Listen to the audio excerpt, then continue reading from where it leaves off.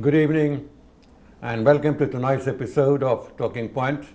I'm your host, Syed Neaz Ahmad. In our studios today, we have a group of very distinguished persons. On my left is T.M. Ahmed Keshaji. He is director of Saudha. Next to him is Shree Ganguly, a spoken word artist and a poet. And next to her is Peter Culshaw, a journalist, a writer, a musician, a pianist, and I will leave it to him to explain his own expertise and his own foray into different fields.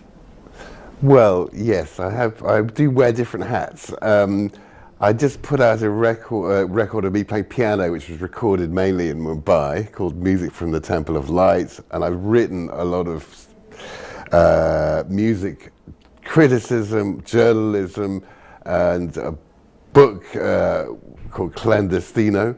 So, and I have written a lot about eccentric and visionary musicians and artists, which is probably how I came into contact with our friend Ahmed from Saudha, as he seemed to fit into that category, or he doesn't really fit into a category, like me. So we're fellow people who don't fit into an easy box, I would say.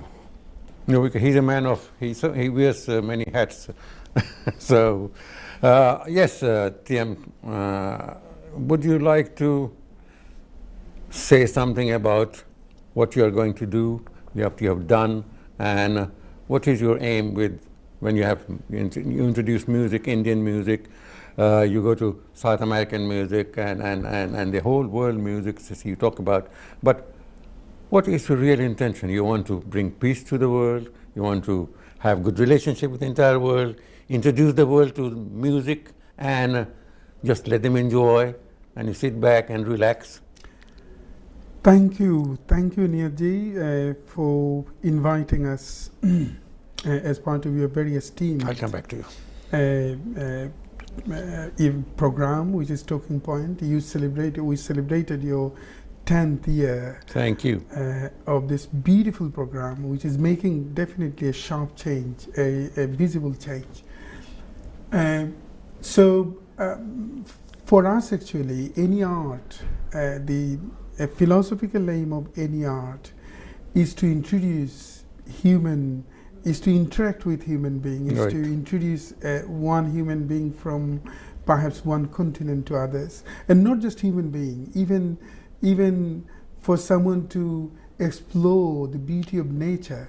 So right. It's kind of an introduction with even object to human being, or a human being with human being. And through, for an example, whatever, if you read a writing right. or poetry, doesn't matter which continent it belongs to, which culture it belongs to, it gives you a profound experience of exploring human psychology. And then you say, oh, wow, eureka, I find the reflection of myself there. So perhaps this is also another aim of any art, to remove the feeling of foreignness. Mm-hmm. So whenever we actually stereotype things as foreign, but there is nothing foreign. Even an object can be part of your existence and entity. And art is doing this. Art is making things more dearly to human beings. So even if you listen to music, and what my friend Peter is doing, a phenomenal job he's been doing, is, well, like you mentioned, his work, his writing, he has been writing for mainstream newspapers, Guardian, Telegraph, but he's an amazing composer. He has been accompanying with many legendary performers, singers. One among them is Asha Bhosleji, R.D. Burman. So through these activities, he's proving that the world is one. Even though whatever R.D. Burman is singing, this is still fitting in Saregama Padanisa. So this is still fitting in harmony of melody. Doesn't matter which continent it is coming from. So Saudha, as you know, is working with a spectrum of arts. So it's not just music, it's not just poetry, it's not just painting. We are trying to establish the harmony between all different arts. So whenever we do Indian classical music, we find something quite, we find a huge affinity even with Javanese gamelan music that we will be doing this year. We have been, like you attended in our Royal Albert Hall event, and people are saying what is the affinity between classical music and a Mexican artist, Frida Kahlo. Right. So this sort of, and then they find a profound affinity, and they find, especially the audiences who came from South Asian background, they find even Frida Kahlo is the reflection of their emotions, and then they find Frida Kahlo not as just a Mexican artist. They find Frida Kahlo as his own or her own artist. So whatever we've been doing, it is to establish that there is no any border of foreignness, especially in arts, because it works with the universal emotions. And like you mentioned, sort of what is our aim since, last 10 years, we have been working with Western classical music. Perhaps you attended in one of the sessions that you did in the House of Commons. Sebastian Bach's compositions were merged with Indian classical music, which is Rag Chayanot, and it went so well. Audiences from Western background, they find something so similar, which is also portraying the same emotions and especially Indian classical music audiences find something so profound, visceral, even in Sebastian Bach. So this is actually bridging, not just bridging. Bridging is perhaps a very shallow word to say. This is because bridge is always there. We are, whatever we are doing. This is the superhighway. Yeah, so what we are doing, just making a thread, because thread is there, all affinity is already there. We are making a seamless thread so that it is also, like you mentioned before, it is also entertaining for others. They do not see any differences there, and then they find, especially the emotions, even in constructions. And then the one we'll be doing on 15th of January in Royal Albert Hall, that is also Indian, Italian bel canto music, which is one of the most profound visceral music.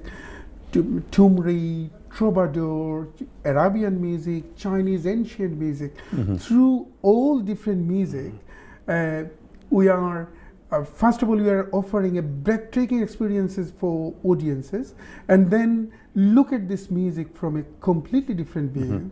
And the other thing is also to create new audiences of serious art forms. So whoever comes to show this event, they look forward to attend more, because this is also aiming to expand the audiences network. So say for example, in Frida Kahlo's event, many painting loving audiences attended there, but they become the fan of Indian classical music. They saw painting is also portraying, also reflecting the emotions that they would like to see from painting, but also it was very informative, CC, and it was, I didn't know much about Frida Kahlo, but I think I learned a lot. Yes, I was there, attended. And it takes quite a skill to present. I mean, if you look at it, we say, hang on a minute, Frida Kahlo with Indian classical music, that's not going to work. So it takes a skill to do it. I just think interweave. How you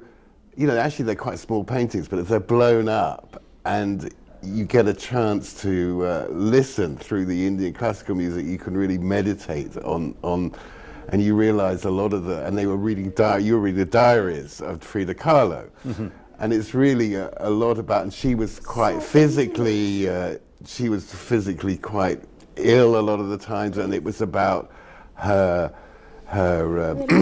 relations, her painful relationships, and but also a universal sense of disconnection with the divine, which is something you get in all cultures. Like, I mean, you know, I love the Sufi music, for example. That is often, it's really about a feeling of disconnection or connection to the divine. Connection to the divine, so there is a kind of, so even though on paper you'd think that it doesn't work very well, and the other thing is there are specifics which, you know, to me it's like Mexico City and Bombay are somewhat similar energies as a place, and you got that idea came over to me.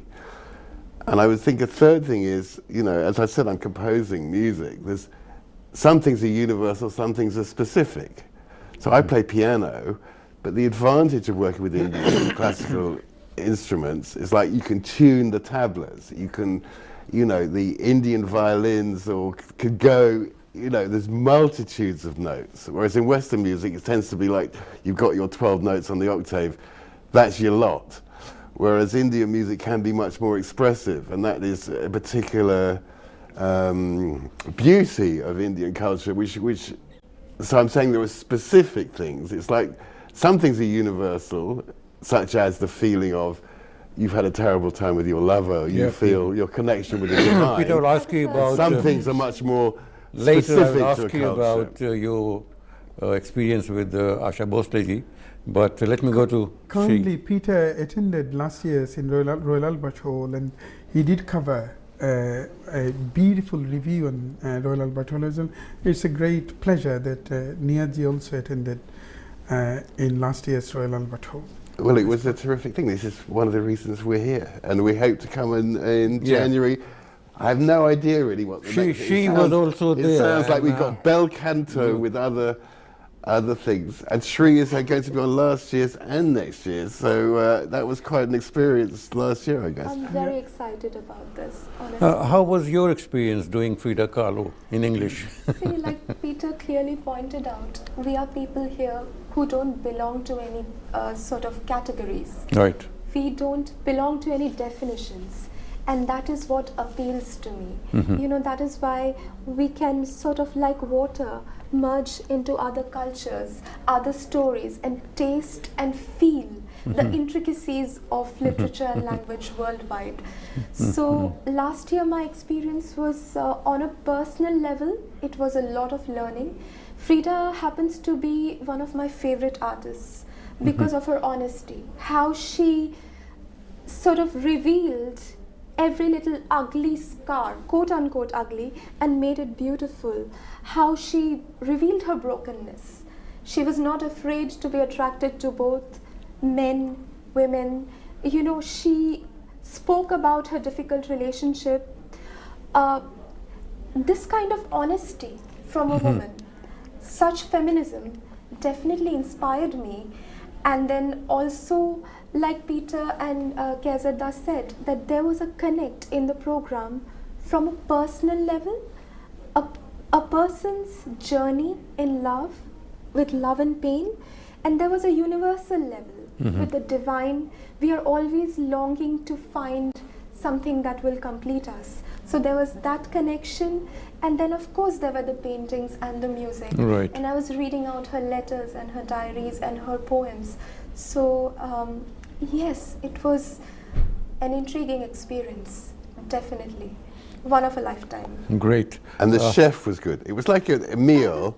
And sometimes you see these people put the different ingredients together, you know.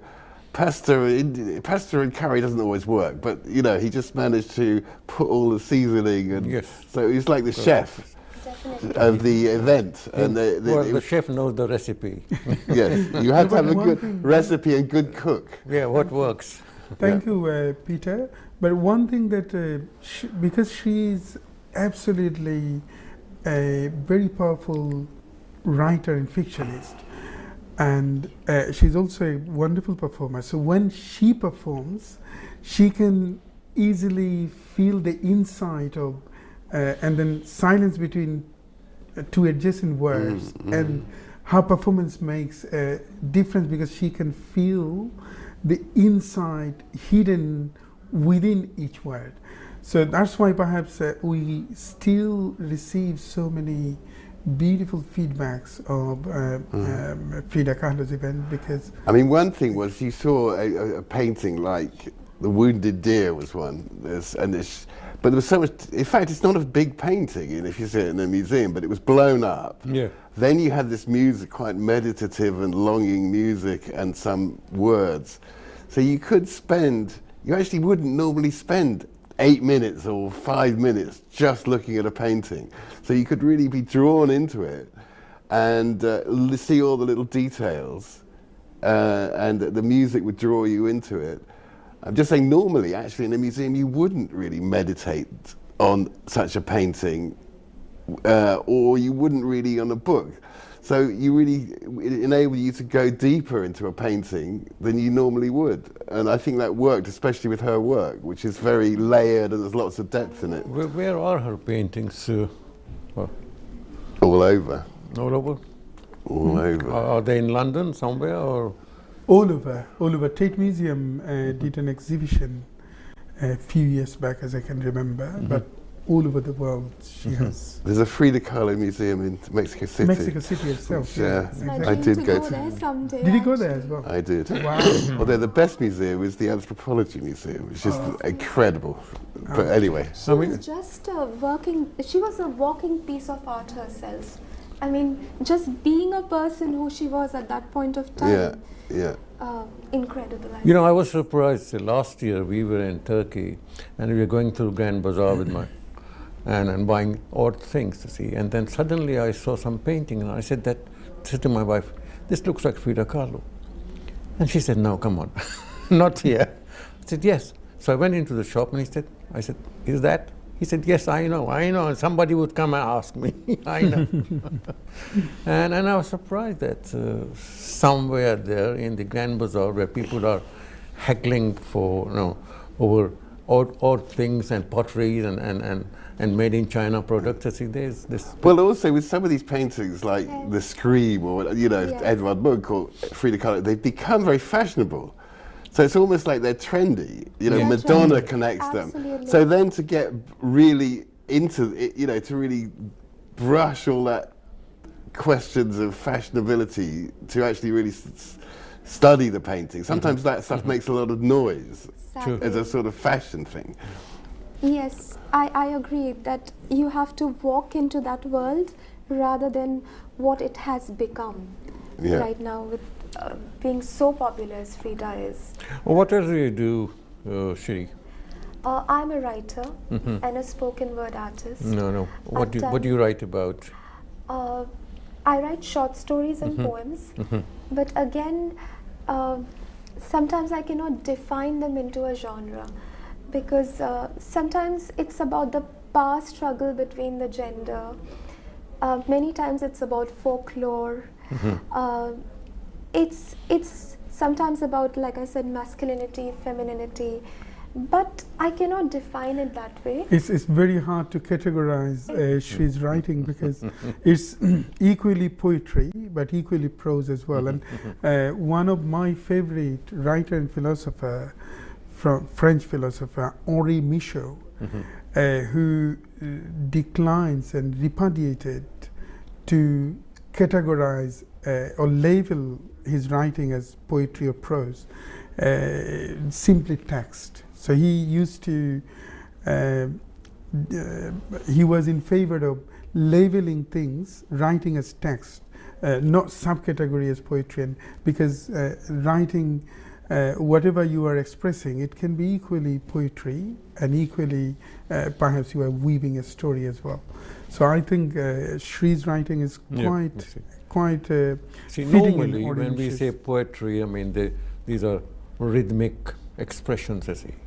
That's what we say poetry. Nowadays, rhythm, even there is some inner rhythm. Even if you read prose, there is some inner rhythm, and that can make say prose as poetry. That's what they call the prose poetry. Exactly. Perhaps you are interested, and this is something that I'm also interested in to explore. Peter's association with Asha Bhosle. Yes. How long was this association for? Well, I mean, she obviously one of the great singers, and I'd been an admirer for a long time. And then I was born in Leicester, which is a very South Asian place. So you know, you'd hear Asha and Lataji's voice coming around, you know, in the atmosphere. Yes. And but I was working with this dance company, and I was in a trio of us called West India Company, and we got this commissioned to. There was a ballet, a dance which was at Sadler's Wells and travelling around the world, and our percussionist Pandit Dinesh knew Asha, so we said, maybe just send her a note, maybe she'd like to do it. Not really expecting she would, but in fact she's a rather adventurous person. So she came from, I think she's just performing at Madison Square Gardens to thousands of adoring people, to this studio in North London, and we did a whole album that came out called New Demons, which was then used as the soundtrack for this dance company, which was, so that went around the world. And then we thought, well, maybe we should go to Bombay itself. So we went to Juhu and did another lot of recordings with Ashaji and R.D. Burman and various other musicians and film orchestras, most of which didn't come out because it was so expensive. The manager went bankrupt and couldn't pay all the bills. But I think eventually it will come out. But but I mean, obviously, it was a great honor, and she's one of the great singers. Where did you feature in the whole I thing? was like playing keyboards and helping compose and just pulling stuff together, because it was quite a complicated project, as you can imagine. But again, talking about specifics, I mean, there's something very special about Asha's and Lata's, you know, they had an almost monopoly, so they were like the soundtrack to people's lives for decades. I mean, they were like goddesses. I mean, you don't really have the equivalent here, I think. Right. And beautiful singers. And of course, partly because that high voice, you don't have to have a very expensive hi-fi. You know, you could have a fairly cheap speaker in the middle of nowhere, and the voice comes through. It's extraordinary. It's like an incredible instrument. We are nearly at the end of this first segment, and I know that you have another appointment somewhere else, so we will bid you goodbye. But well, we thank hope you for inviting me. We hope to meet you again and again. And after we come back. After we go for a break.